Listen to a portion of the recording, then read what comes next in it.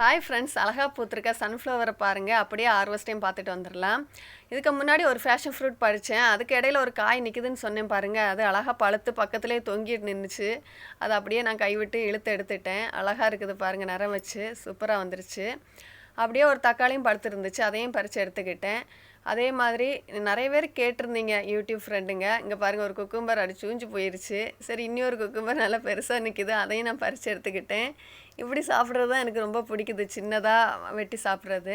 அவரைக்காய் நிறையா ஹார்வெஸ்ட் கொடுத்துக்கிட்டே இருக்குது. சின்ன ஒரே ஒரு செடி தான் பாருங்கள், எவ்வளோ காய் கொடுத்துக்கிட்டு இருக்கு. எந்த மருந்தும் அடிக்கிறது இல்லை, எனக்கு அதுக்குள்ளே டைமும் இல்லை.